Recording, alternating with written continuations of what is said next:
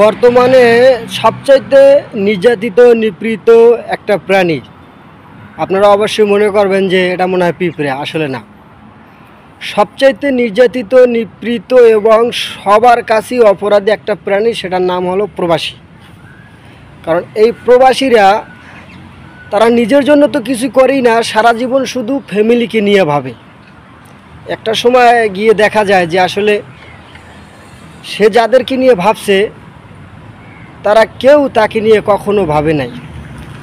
আপনাকে স্যাম্পল একটা জিনিস দেখাই। একজন প্রবাসী 10 বছর আমাদের যে মিডল কান্ট্রি আছে, মালয়েশিয়া বলেন, সৌদি আরব বা আরব বিশ্বের যে কোনো দেশে যদি কাজ করে, তারপরে যখন সে বাংলাদেশে যায়, তারপরে কিন্তু সে একটা অ্যামাউন্ট হিসাব করে যে আমি 10 বছর বিদেশ করে যাওয়ার পরে আমার এই টাকাটা আছে, আমি এই টাকাটা দিয়ে দেশে গিয়ে একটা ব্যবসা করব। কিন্তু যখন এই টাকাটা সে তার ফ্যামিলি বলেন, বড় ভাই বলেন কিংবা আব্বু আম্মু বলেন, তাদের কাছে পাঠায় এবং তাদের কাছ থেকে টাকাটা চায়, তখন কিন্তু তাদের একটাই প্রশ্ন, তুমি যে টাকা দিয়েছো তোমার টাকা আমরা খাই নাই, তোমার টাকা দিয়ে বাইরের পড়ালেখা করাইছি, তোমার টাকা দিয়ে বোনের বিয়ে দিয়েছি, তোমার টাকা দিয়ে আমাদের চিকিৎসা নিছি। কিন্তু তখন কিন্তু মানুষটা হতাশ হয়ে যায়। আর যখনই হতাশ হয় তখন কিন্তু সে বিভিন্ন প্রশ্ন ছুঁড়ে মারে, আর এই প্রশ্নের কারণে ফ্যামিলির লোক সবাই তাকে শত্রু ভাবা শুরু করে।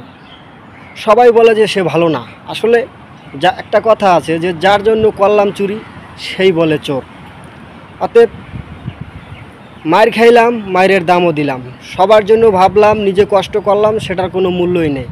লাস্ট পর্যায়ে বাবা বলবে যে এত বছর তো কষ্ট করে আসছো, তোমার টাকা পয়সা তো আমাদের কাছে নেই, তুমি তো জানো অনেক অনেক কাজ করে ফেলাইছি, তাই তুমি আবার যাও, আবার যাই 10টি বছর খাইতে আসো বা কাজ করে আসো, তারপরে নিজের পায়ে নিজে দাঁড়াও।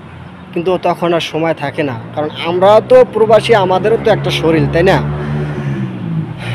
আমাদেরও তো একটা শরীর, আমাদেরও তো ইচ্ছা করে যে আমরা ফ্যামিলির সাথে থাকি, আমাদেরও তো ইচ্ছা করে ছেলে মেয়ে স্ত্রীকে নিয়ে আমরা একটু আরামায়েশ করি বা পরিবারের সবার সাথে থাকি।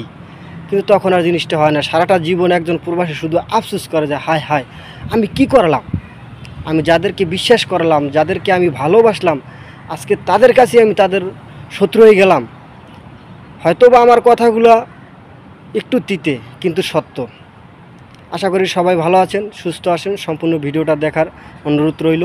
আপনারা যারা যারা আমার ভিডিও দেখেন সবাইকে অসংখ্য অসংখ্য ধন্যবাদ। সবাই ফুল ভিডিও দেখে কমেন্ট করবেন।